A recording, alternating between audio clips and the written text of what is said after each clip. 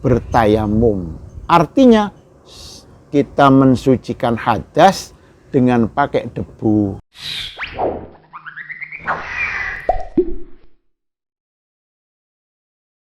Faslun utawi ikiku fasal fit tayammumi ing dalem nerangaken tayamum. Wa fi ba'din nusakhil matni lan iku tetep ing dalem sebagiane tuladane pira-pira tuladane kitab matan takdimu hadal fasli utawi dhisikaken ikilah fasal alal ladzi ing atase fasal qoblau ing dalem sadurunge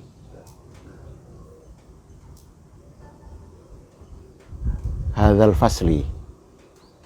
Wa tayammum utai tayammum lughatan ing dalem cara lugat iku aqsdu nyejo. Jadi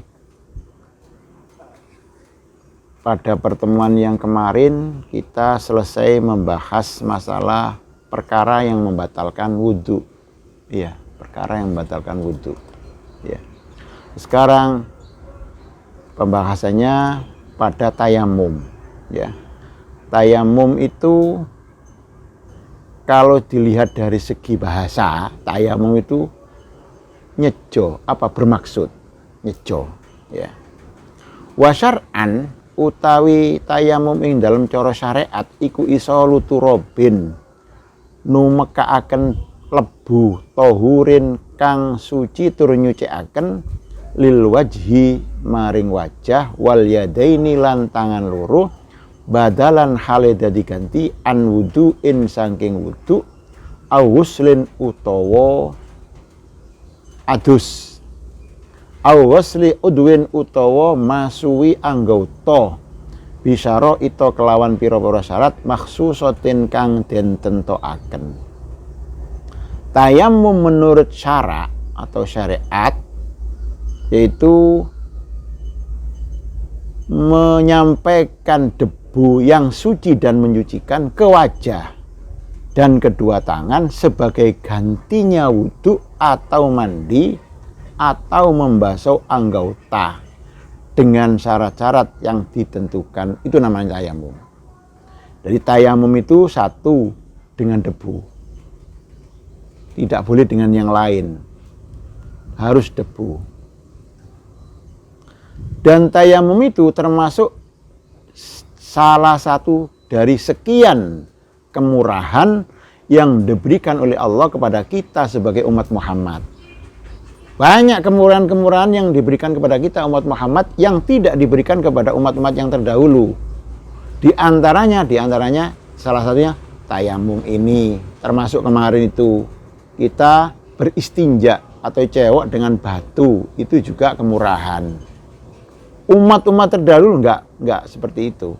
Hanya kita yang diberi kemurahan untuk beristinja yang kemarin itu dengan batu dan bertayamum.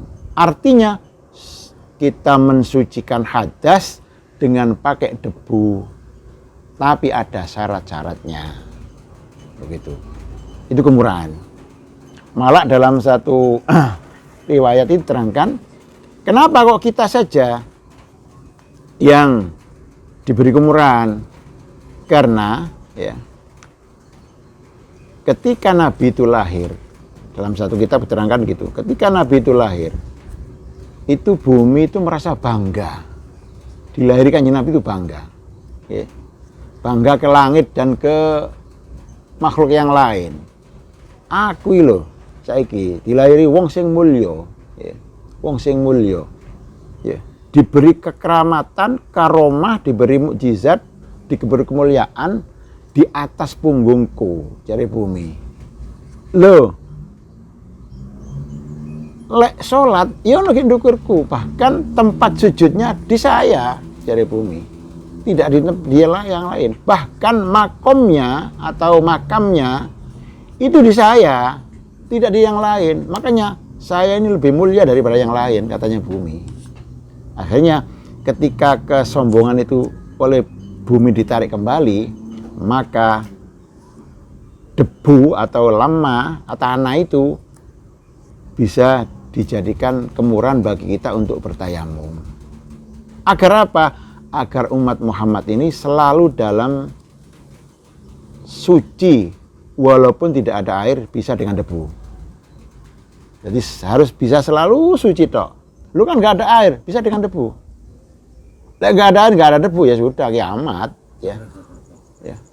Nah itu kemurahan bagi kita. Yang lain, kalau yang dulu nggak ada kemurahan tayamum, nggak ada. Umat Muhammad seperti kita ini yang itu tayamum. Ya. Jadi tayamum itu sebagai gantinya wudhu atau mandi besar atau membasuh anggota. Loh, apa membasuh anggota? Seperti anggota kita ada yang luka, yang tidak bisa kena air. Loh, yang lain kan enggak bisa kena air, ya apa? Ya kita berwudu. Ya. Loh, ketika membasuh anggota yang luka itu, lah kita tayamumi. Yang sehat kita basuh, yang luka kita pakai tayamum. Lah ya apa caranya? Ya nanti ada caranya. Begitu. Itu tayamum. Ya. Wasoro itu tayamumi utawi piro-piro syarati tayamum iku khamsatu asya'a, 5 piro-piro perkara. Wa fi ba'din nusakhil matni, lan iku tetep ing dalem sebagane piro-piro tuladane kitab matan khamsu khisalin utawi dawuh khamsu khisalin. Ahadua utawi salah sijine 5 iku wujudul udri, anane udur bisa farin sebab lunga au maradin utawa lara. Jadi syaratnya orang itu boleh bertayamum, artinya bersesuci sebagai gantinya wudhu atau mandi hanya dengan debu, tidak pakai air, harus memenuhi 5 syarat. Satu harus ada udur. Apa udurnya? Tidak ada air. Satu, tidak ada air. Itu namanya ya tidak ada air. Ya. Atau sakit. Ya. Jadi ringkasnya tidak ada air. Tidak ada airnya itu hissi. Apa hissi itu? Secara indera memang nggak ada air. Nggak ada air. Di mana yang nggak ada air nanti di belakang diterangkan. Ya. Atau ada air, cuma anggota badan kita yang tidak boleh terkena air karena sakit.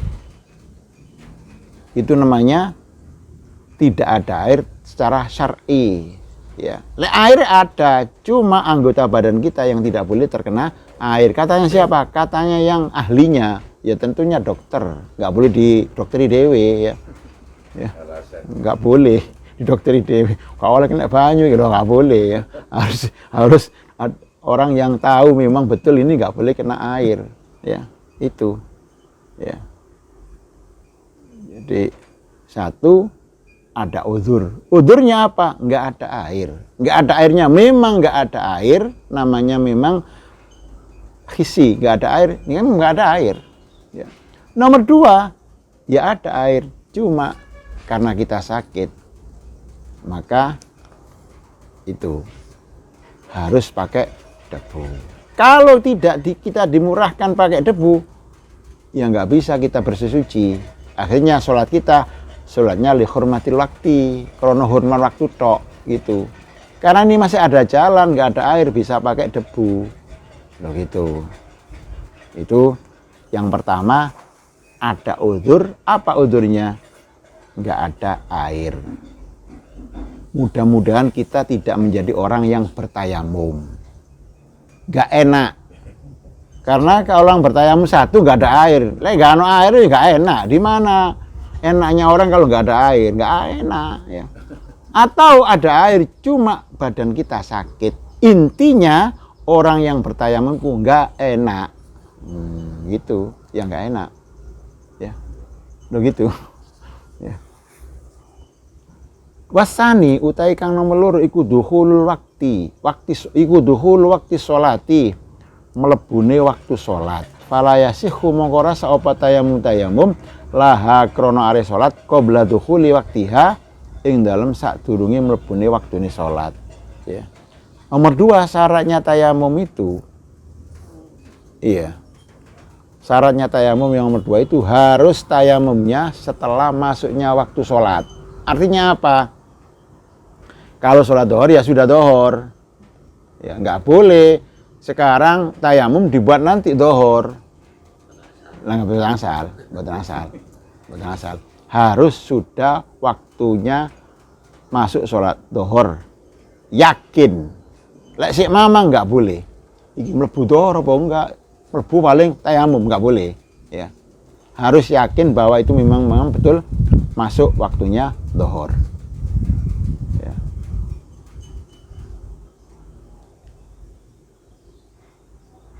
Wonten sing tangget ta? Kok kula terus noai? Masalah kok Ustaz ya. Nggih. Nggih. Nah, ini kan posisi pun enggak ada. Nggih. Misal ini. Nggih. Katanya mau catu niku mboten kenging kena kuyo. Tapi posisi pun wudu lho ngene ya. Terus mangken ditutup catu niku lek sambal wudu malih mboten saged kenging kuyo. Terus ini posisi pun suci loh ini. Lek enten tiang pun nggak ada wudhu, okay. Terus kena catu. Satu, apa wudhunya wajib mengulang nggak? Wudhunya nggak wajib mengulang. Loh, ya nopo darah yang keluar itu ya kita bersihkan, karena itu najis sudah. Asalkan tidak batal wudhunya, tetap kita tidak wajib wudhu lagi, tidak harus wudhu lagi. Terus luka yang ada perbannya atau tidak ada perbannya tapi tidak boleh terkena air. Ya napa niku? Ngoten karepe wae. Ya napa niku? Mungkin pembahasannya kayak mburi niki. Ngoten-ngoten enten pembahasannya. Mungkin pembahasannya ngoten. Jadi kalau kayak bocoran didik aman nggih. Jadi lek enten tiyang nggih. Lek enten tiyang nggih. Kok wonten luka ge anggotane wudu. Ge anggotane wudu nggih. Ana wong ana luka ge anggotane wudu. Anggota wudu ini apa? Tangan, wajah, sebagian sirah, kaki, kuping boten, geger nggih boten. Boten enten wudu niku usap geger boten enten nggih. Nah, kok ada orang lukanya di anggota wudu, salah satu anggota wudu, katakanlah di tangan. Di tangan. Pun katanya dokter mbo iki ana perbane utawa gak ana perbane wis kula mboten detailaken tok cuma carane tok kula tuturno mungkin nggih mriki terusane enten nggih kok ana nggih mriki pun jare dokter gak oleh kena banyu lek kena banyu lama sembuhnya atau fatal sampean atau nanti anggota tangan sampean tidak berfungsi seumpama gitu. Ya apa? Kita sesucinya tetap harus wudu. Ya wudu. Setelah wajah, wudu niat seperti kemarin itu, wajah, mari wajah apa? Ya tangan. Loh ini kan nggak kena air, ya apa ini? Lah, oleh karena ini nggak kena air, baru kita tayamum. Jadi wudunya jangan diselesaikan dulu. Ketika sampai pada anggota yang ada lukanya yang tidak boleh kena air tadi itu, kita baru tayamum. Lah ya apa? Kan wis kena banyu kan teles, lalu dikek debu kan ceket kabeh ireng. Nah, makanya begini. Orang berwudu itu makro dibersihkan, diandui itu makro diandui ya, karena menghilangkan asarul ibadah. Jadi bekasnya ibadah dihilangkan itu makro ya, bukan haram makro. Ya. Lebih baik dibiarkan, diadusap lah, ya makro. Tapi dalam masalah ini nggak makro untuk dibersihkan. Artinya apa? Kita wudu, rai tangan, loh. Ini kan ada luka. Loh, mau ditayamumi, lah ya apa? Barang telesian. Lah kita keringkan yang ini. Pakai anduk. Boleh gitu, nggak makruh. Kita keringkan, baru kita pindah ke debu. Jadi samping air debu juga. Lo gini nanti. Lo gini atau ini gini. Terus ambil lagi ini. Setelah ini kita lanjutkan wudhunya. Setelah tangan apa? Dan seterusnya. Mari tangan pergi nggih. Nah, terus ngoten niku carane. Lho kok salat ya apa? Nanti ada ono ke anggotane wudhu apa ono ke anggota tayamum apa? Nanti itu pembahasannya panjang lebar. Itu. Dalam ini juga ada yang ada perbannya, ada yang tidak ada perbannya. Itu nanti ada perbedaan. Ngoten. Jadi cuma caranya seperti itu. Di kaki ya juga begitu. Kita luka di kaki, ya kaki itu yang menjadi anggota wudhu cuma dari kemiren ke bawah. Atasnya kemiren ya, kena dipres ya. Dari atasnya kemiren, mata kaki itu ke bawah. Nah, sudah itu. Ada luka yang enggak boleh, sing biasa bal-balan nih Pak Bakri ya. Ya. Kok ada luka yang enggak boleh kena air? Ya apa? Ya wudhu saja. Wudhu. Loh ketika tiba saatnya waktunya membasuh kaki, lah yang waras kita basuh dengan air, lo yang itu kita tayamum.